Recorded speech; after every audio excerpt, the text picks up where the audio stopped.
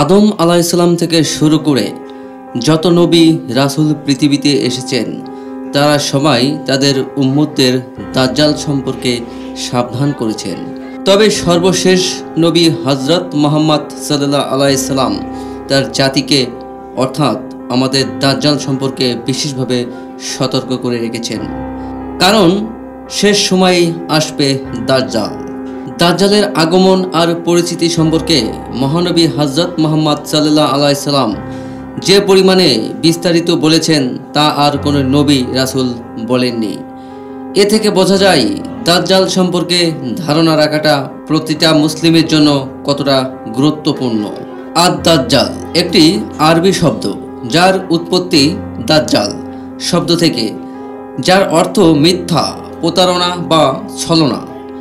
আরও নিখুঁতভাবে বলতে গেলে সত্যের পথে মিথ্যা মিশিয়ে যে প্রতারণা করা হয় তাকেই দাজ্জাল বলে। এবং মিথ্যার যতগুলো রূপ আছে তার মাঝে সবচেয়ে ভয়াবহ হচ্ছে দাজ্জাল। তাই বলা যায় মিথ্যার যতগুলো রূপ আছে বিশেষ করে সবচেয়ে ভয়াবহ রূপ সবই থাকবে দাজ্জালের মাঝে। দাজ্জাল আসার আগে কিছু ঘটনা ঘটবে, পৃথিবীকে প্রস্তুত করা হবে তার আগমনের জন্য।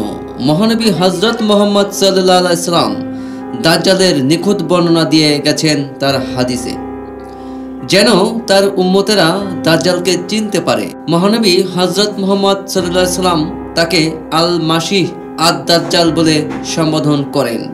আল মাসিহ শব্দের অর্থ মুছে ফেলা বা নষ্ট করে ফেলা। তাকে এই নামে ডাকা হয়েছে কারণ তার ডান চোখ থাকবে নষ্ট, দেখলে মনে হবে যেন একটা আঙ্গুর থেকে সব রস শুষে নেওয়া হয়েছে। সহিহ বুখারী হাদিসে এসেছে যে তার কপালে আরবি হরফের কাফ, ফা এবং রা এই তিনটি অক্ষর অর্থাৎ কাফির লেখা থাকবে। প্রতিটি মুসলিম শিক্ষিত বা অশিক্ষিত সবাই তা স্পষ্টভাবে পড়তে পারবে। সহিহ বুখারী।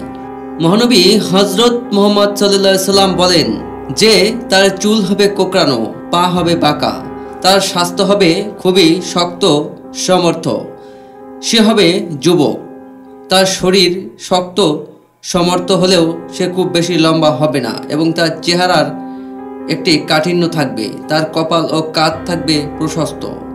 দাজ্জাল পৃথিবীতে আসার আগের 3 বছরের কথা মহানবী হযরত মুহাম্মদ সাল্লাল্লাহু আলাইহি সাল্লাম বলেছেন। প্রথম বছর আল্লাহ আকাশকে বৃষ্টির 3 ভাগের 1 ভাগ বন্ধ রাখার নির্দেশ দিবেন। দ্বিতীয় বছরে 3 ভাগের 2 ভাগ আর তৃতীয় বছরে কোনো বৃষ্টি হবে না, অর্থাৎ মানব সভ্যতা এক ভয়াবহ দুর্ভিক্ষের মধ্য দিয়ে যাবে। এরপরেই আগমন ঘটবে তার। সুনান ইবনে মাজহা। মহানবী হযরত মুহাম্মদ সাল্লাল্লাহু আলাইহি সাল্লাম বলেন যে আল্লাহ দাজ্জালকে বেশ কিছু ক্ষমতা দিবেন আর তা দিয়ে সে ফিতনা সৃষ্টি করবে। সে যাকে ইচ্ছা তাকে বৃষ্টি দিবে এবং যাকে ইচ্ছা খরা দিবে, ফলে দেখা যাবে তারা তাকে অনুসরণ করছে। তাদের খাদ্যের অভাব হবে না, আর যারা তার পক্ষে নেই তাদের হবে প্রচুর খাদ্যের অভাব। মহানবী হযরত মুহাম্মদ সাল্লাল্লাহু আলাইহি সাল্লাম আরও বলেন সে পুরো পৃথিবী ভ্রমণ করবে, প্রতিটা গ্রাম প্রতিটা শহরে যাবে আর ফিতনা সৃষ্টি করবে, তবে 2টি জায়গা বাদে, মক্কা আর মদিনা। এই 2 শহর তার জন্য নিষিদ্ধ।